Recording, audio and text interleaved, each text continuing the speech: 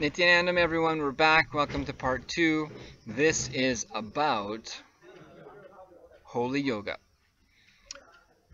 So, what I wanted to say about what the effects are of kind of like trying to appropriate yoga into a Christian tradition, which we have no problem necessarily. We're here to share things and give the superconscious breakthrough.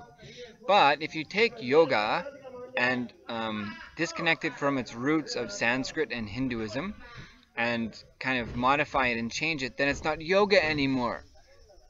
Yoga is a Sanskrit term that means oneness and uniting. So if you change the nature and structure and science of yoga, then it's not yoga anymore. It's like if you take hockey, ice hockey, and you put it on grass. It's not ice hockey anymore. Now it's called field hockey. So if you take yoga and you practice it in a Christian context with Christian goals, separated from the Hindu scriptures, which yoga comes from Hindu scriptures, then it's not yoga anymore. So don't bother calling it yoga. So this is what is happening. It's simply not yoga. So just don't call it yoga. Call it Jim Jim Jum Jum or something if you want. Anything is fine actually, but not yoga. Yoga is a Sanskrit term. Why would you want to take these terms from another spiritual group and lifestyle, civilization, change it, but then keep their title for it? Just call it something else. If you want to change it and make it your own, then go for that. But don't call it yoga, because yoga is a sacred science of enlightenment. And when it's disconnected from its Hindu and Sanskrit roots, then it's not that anymore. So I just want to share a few examples of how we can see that. So one is, if we use Patanjali yoga, which is very popular, or if we use yoga from Sadashiva, from the source, it works the same way. Even in this sense. So my understanding of the vast amount of Christian life is that you don't become God. The goal is not to become God. See, as Hindus, we can become God. We can merge with God. We're okay with that. Everything can come from a source, and everything can be part of that source. We're okay with that. We're okay living in the space of oneness. We don't have to be separate from God. We don't have to be separate from life. Life doesn't have to be separate from God. Actually, we don't even use the term God. We may use the term Shiva or Deva or deity, but we don't use the term God. The term God is too small to describe our deities. But we're okay with the idea of oneness. We're okay with all things being expanded in the space of oneness.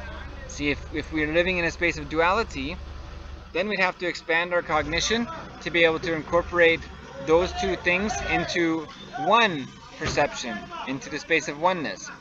So we're okay with going to the higher level of Advaita, of oneness. We're okay with going to the highest levels of oneness that incorporates everything into the space of oneness. Not one, but oneness.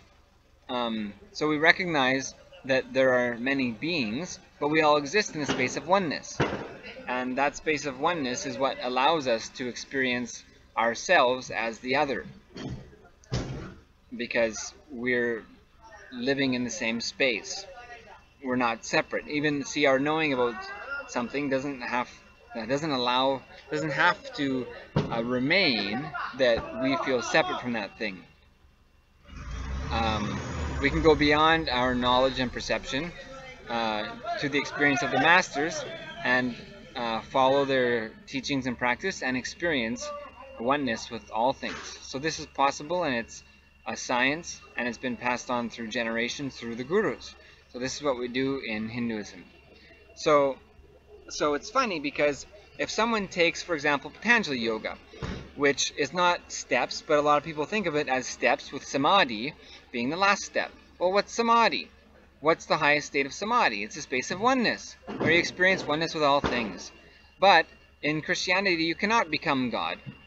So you cannot exist in the space of oneness with Him. There has to be you and him. That separation has to always be there. So you cannot have samadhi. So if you're trying to incorporate any kind of Patanjali yoga or any kind of yoga that talks about any kind of samadhi, which all authentic yoga will incorporate the experience of oneness, that's the goal, then it totally doesn't work.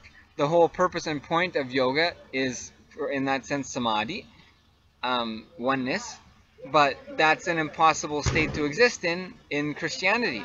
So then it doesn't work from the very beginning. So that's one example. And then with yoga from Sadashiva, same thing. The goal is oneness, experiencing oneness with Sadashiva and expressing all his powers. So see, the thing is, all the yoga from Patanjali and from Sadashiva, it comes from scripture. It comes from scripture. It comes from Sanskrit scripture, ancient Hindu scriptures. So that the revelation of yoga comes from Sadashiva and was reorganized by Patanjali. So these scriptures are the goal is to lead you to the experience and space of oneness, to express the oneness of Sadashiva. So by definition, achieving oneness, experiencing oneness, living in oneness, and having the space of oneness can't exist in a Christian tradition, because you cannot become God. God has to exist as separate from you. So any kind of yoga, whether it comes from Patanjali or from the original source, Sadashiva, involving even the terminology of samadhi or advaita or oneness, it can't go hand in hand with the ultimate goal of Christianity and the ultimate goal of yoga, because the ultimate goal of yoga is oneness, and the ultimate goal of Christianity is not oneness. It's something else. It's knowing that God is something and you're something different, and that's as far as that's where there has to be a delineation there.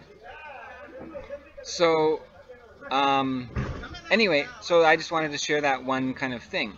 So yoga from its source, which is rooted in oneness and Hinduism, cannot fit into the Christian fold. So if it's trying to be fit into the Christian fold, it has to be somehow cut at a certain point, and then it's no longer yoga. So we can call it something else.